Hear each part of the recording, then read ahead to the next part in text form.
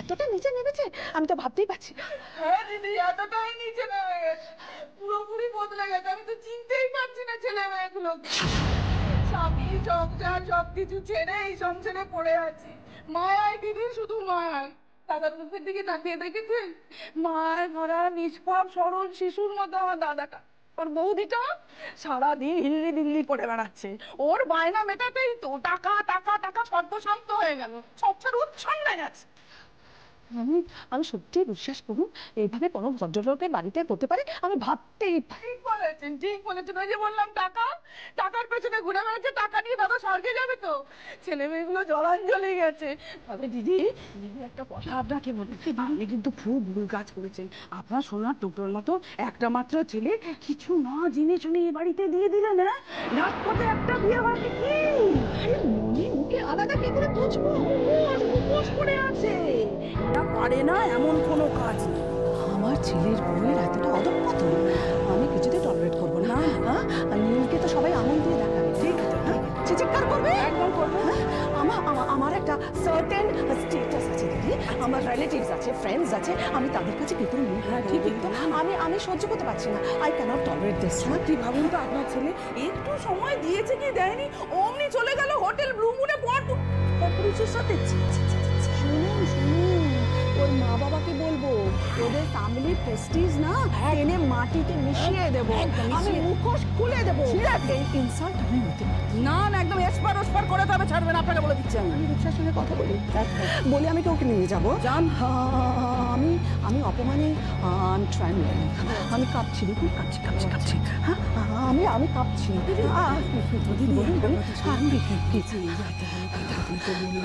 আপনি যেন কাউকে বলবেন না, আরো খবর তো। আমি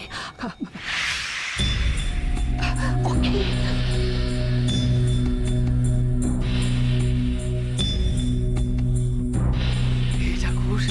ঠাকুর, এতদিন তো মুখ তুলে চাওনি, অন্তত চাও ঠাকুর।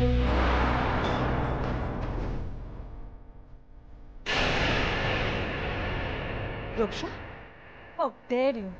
হ্যাঁ, আমি এত কষ্ট পাচ্ছি দিনের পর দিন, তুমি ভেবেছোটা কি? আর তুমি হোটেলে হোটেলে ফুর্তি করে বেড়াচ্ছ। মামা, তুমি আমাকে বিশ্বাস করো, আমি নিজের ইচ্ছেতে ওখানে যাইনি। আমি যাইনি নিজের ইচ্ছেতে। মা তুমি আই সি, অন্য কেউ তোমাকে জোর করে নিয়ে গেছে, তাই তো?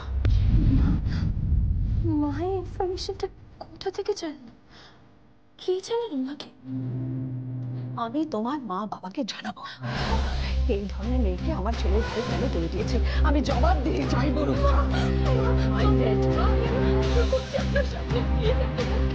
মা বাবাকে জানাবেন না মা।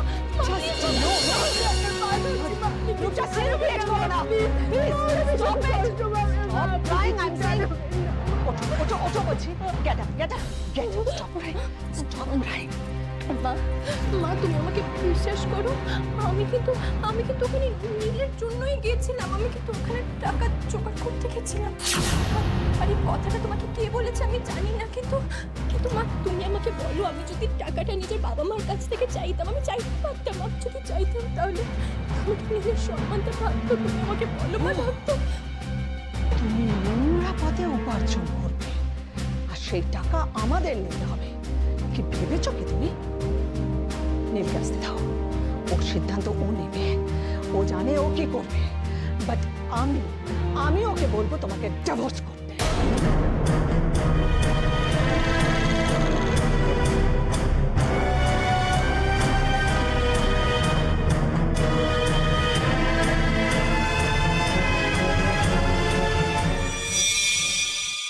বাবা, জিমলি, ও রুমা, তোমরা কোথায় গেলে? সব এদিকে এসো না। হ্যাঁ বাবা বলো, মা স্নানে গেছে। দাও। শোন, বাজার থেকে বুঝলি বেশ বড় বড় ট্যাংরা মাছ নিয়ে এসছি আজকে। তোর মাকে বলবি ভালো করে রাঁধতে, রাত্রিরে এসে খাও। ঠিক আছে। কিন্তু বাবা, আজ তো ট্যাংরা মাছ খেতে পারবেন না। কেন পারবো না? কেন? আপনি জানেন না, আমি তো বাড়িতে একটা পার্টি অ্যারেঞ্জ করেছি। ওখানে সব ট্যাংরা মাছ চলবে না, বাইরে থেকে চাইনিজ আসছে। আফটার আমার একটা মান সম্মান তো আছে নাকি? বলেন যে আর্থিক অবস্থা, তাতে এই সময় এইসব পাটি ফাটি কোথায় বিলাসিতা কি খুব জরুরি? বৌমা, একটু ভেবে দেখলে পারতি। বাবা প্রবালের পয়সা থাকলেও প্রবাল এটা করতে পারতো না, কারণ ও তো এইবারে শিক্ষায় শিক্ষিত।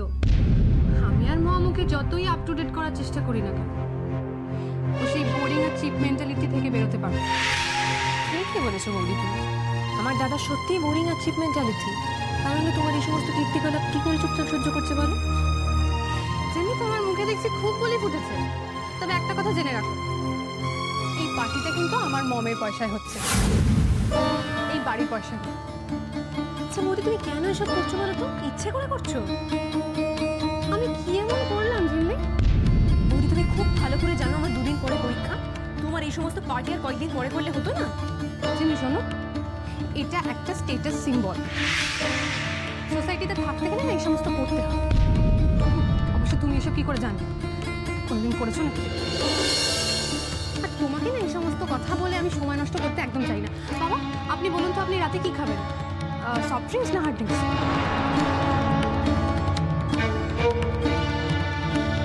বলছো বৌমা? সে বৌদি, বাবা বাবা তুমি চলো এখান থেকে, চলো। বৌদির মাথা খারাপ হয়ে গেছে, যা তা বলে যাচ্ছে। চলো বাবা চলো। তীরটা তাহলে ঠিক জায়গাতেই লেগেছে। আমি তাহলে ঠিক রাস্তাতেই হাঁটছি। এবার মজা আলোচনা।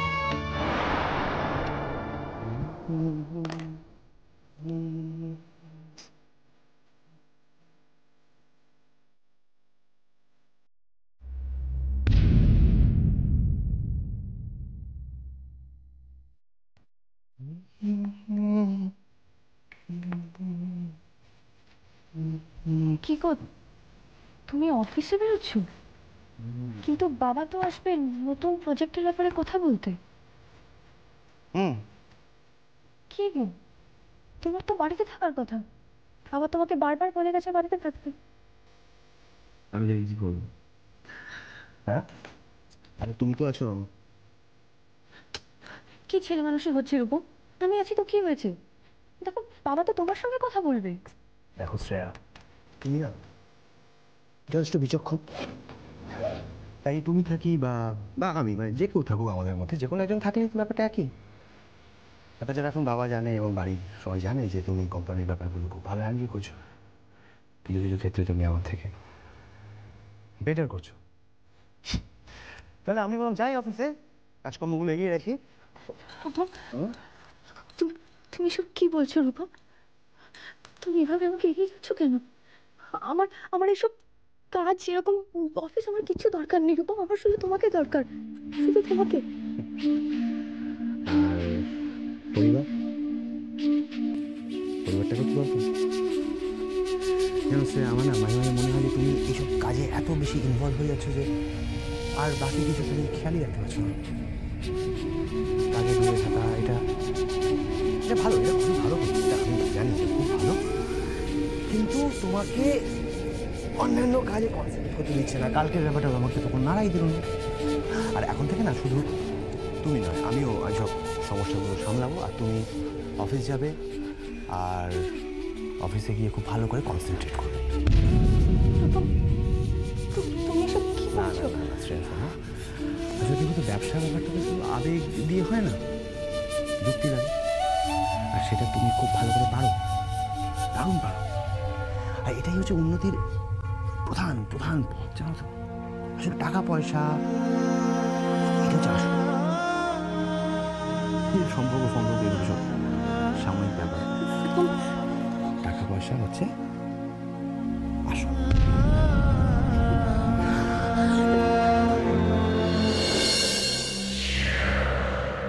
মায়ের মাকে সব কথা কে জানালো?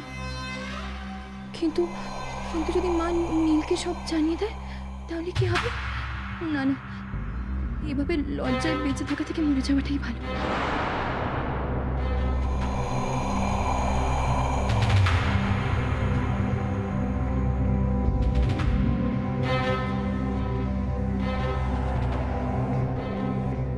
প্রভু কি ভাবছিস? কই কিছু না তো বেশি মানে? কি বলতে এসছো বলো তুমি? না এমনি একটু গল্প করতে এলাম। না গো পিসিমণি, এখন আমি তোমার সাথে কোনো রকমের গল্প করতে চাই না, প্লিজ চলে যাও তো তুমি। কি হয়েছে রূপু? কি আবার হবে? আমি এখন গল্প করতে চাই না, বলছি তো তোমায়। না মানে আজ সকালে দেখলাম কি তোর শাশুড়ি ওই শ্রেয়ার সঙ্গে কথা বলে না হন্তদন্ত হয়ে এই ঘরেই এলো। তাই ভাবলাম বুঝি কোনো সমস্যা। তুই তো জানিস তোদের দুটি ভাই বোনকে নিয়ে আমার কি চিন্তা কি চিন্তা, সারাক্ষণ চিন্তাই করে যাই। তাই ভাবলাম যাক বাবা কোনো সমস্যা হয়নি বল। বৌদির সাথে মায়ের কথা হয়েছে, তার মানে বৌদি সব কথা মাকে জানালো? ছি, বৌদি এত নীচ কাজ করতে পারে? না না, ইমিডিয়েটলি একটা ডিসিশনে আসতেই হবে আমাকে।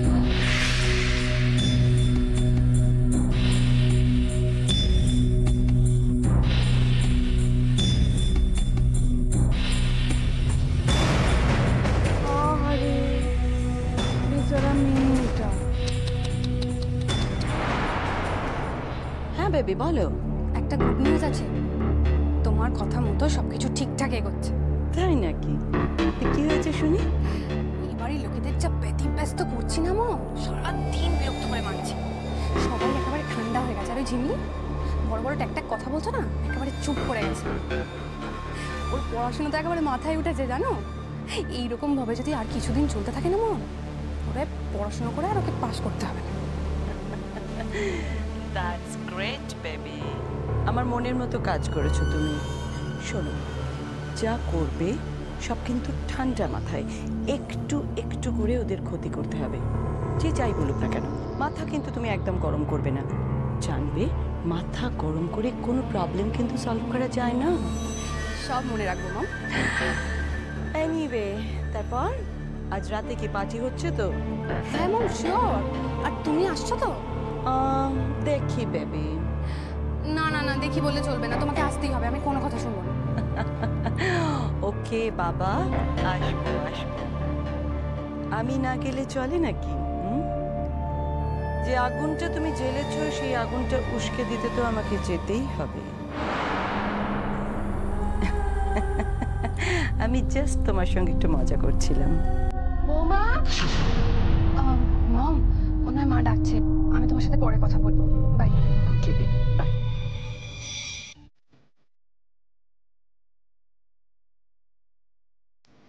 ইন্দ্রলা, মা আসুন। আমার তোমাকে একটা অনুরোধ করার ছিল। অনুরোধ? কিসের অনুরোধ? বলছি মা, সামনে তো ঝিমলির পরীক্ষা, তুমি যদি তোমাদের পার্টিটা একটু পিছিয়ে দাও খুব ভালো হয়। সরি মা, পার্টি পিছানো যাবে না। আর তাছাড়া অনুষ্ঠানটা পরীক্ষা দেখে আসেন। ঝিমলির পরীক্ষা বলে আমি আমার পার্টি কেন ক্যান্সেল করবো বলুন তো? আমার একটা বন্ধুর বিয়ে খুব সামনে, আজকে দিনটা ছাড়া আর অন্য কোনো ডেট ফাঁকা পাই। তাছাড়া ঝিমলি তো কদিন আগে ছেলেদের সঙ্গে রাস্তায় ড্যাং ড্যাং করে ঘুরে বেড়াতো, তখন তো পরীক্ষার কথা একটু মনে পড়েনি। এত সময় নষ্ট করেছে, তখন তো একটু কিছু মনে হয়নি। আজকের দিনটা একটু সময় নষ্ট করলে না এমন কিছু হয়। ছি ছি ছি ছি ছি, এটা তুমি কিভাবে কথা বলছো? ঝিমলি তোমার ছোট বোনের মতো, ওর ভবিষ্যৎটা যদি নষ্ট হয়েছে তোমার ভালো লাগবে? ছোট বোনের মতো? যখন ট্যাকস ট্যাকস বড় বড় কথা বলে তখন তো একটু ছোট মনে হয় না? আর যখন বড়দের মতো কথা বলে তখন ওর বুদ্ধিটা নিশ্চয়ই বড়দের মতনই। তাই পরীক্ষার সময় বাড়িতে পার্টি হলে ওর কি করা উচিত সেটাও নিশ্চয়ই আমাকে ওকে বলে দিতে হবে না? তার মানে তুমি পার্টিটা ক্যান্সেল করবে না, তাই তো? হ্যাঁ, ক্যান্সেল করতে পারবো না। সবকিছু অ্যানাউন্স করা হয়ে গেছে, আমি এখন কিচ্ছু ক্যান্সেল করতে পারবো। বন্ধুদের সামনে আমি আমার ফেস লস করতে পারবো। আমি জানতাম যে তুমি আমার কথা শুনবে না, তবু একবার অনুরোধ করতে এসেছি।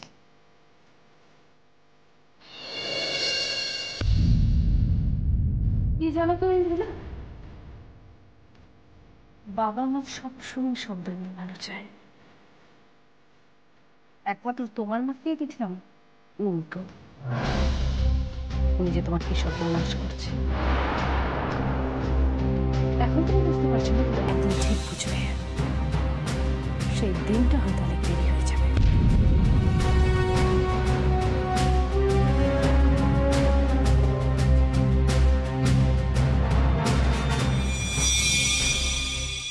তুমি কি বলছো আমি কিন্তু সত্যি কিচ্ছু বুঝতে পারছি না। বাবা বৌদি, তুমি তো এত বোকা নও যে তুমি কিচ্ছু বুঝতে পারবে না।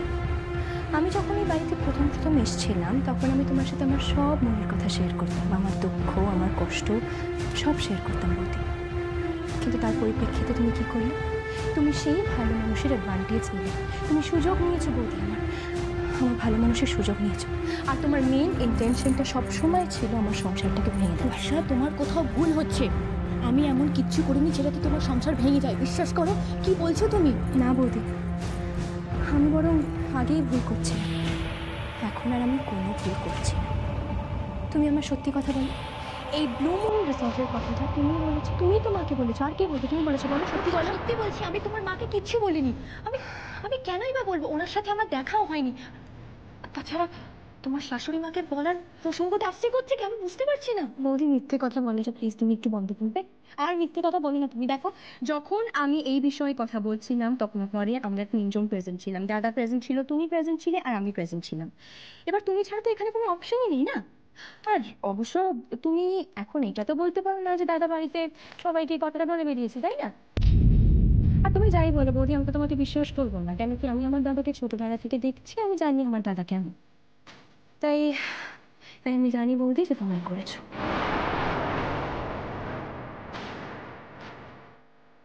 দেখো, তোমার কিন্তু কোথাও ভুল হচ্ছে, বিশ্বাস করো। আমি এমন কিচ্ছু করিনি। আমি শুধুমাত্র তোমার ভালো চাই। রিক্সা, কেন বুঝতে পারছো না তুমি? আমি তোমার সামনে হাত জোড় করছি বৌদি, তোমাকে আর কারোর ভালো চাইতে হবে না, কারোর ভালো চাইতে হবে না তোমাকে। আসলে কি বলতো বৌদি, যে মানুষগুলো অন্যদের সংসার ভেঙে নিজের সংসারটাকে গোছানোর চেষ্টা করে তারা কখনো সুখী হয়নি। একদিন, দুদিন, 3 দিন ম্যাক্সিমাম, বাস, তারা কখনো সুখী হয় না বৌদি। সবার সামনে ভালো মানুষের মুখোশটা এক না একদিন খুলে যায়।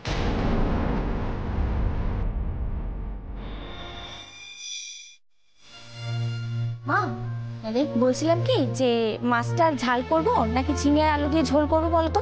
তুমি তো বলছিলে যে বাবার খুব শরীর খারাপ।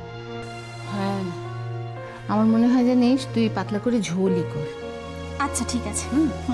ও সন্ধ্যা, শোন, আরে শ্রেয়া কোথায়? শ্রেয়াকে সকাল থেকে দেখছি না, ও কি না বলে অফিস চলে গেল? এরকম করে না। অবশ্য যা চাপ পড়েছে মেয়েটার উপর, অসুস্থ না হয়ে পড়ে।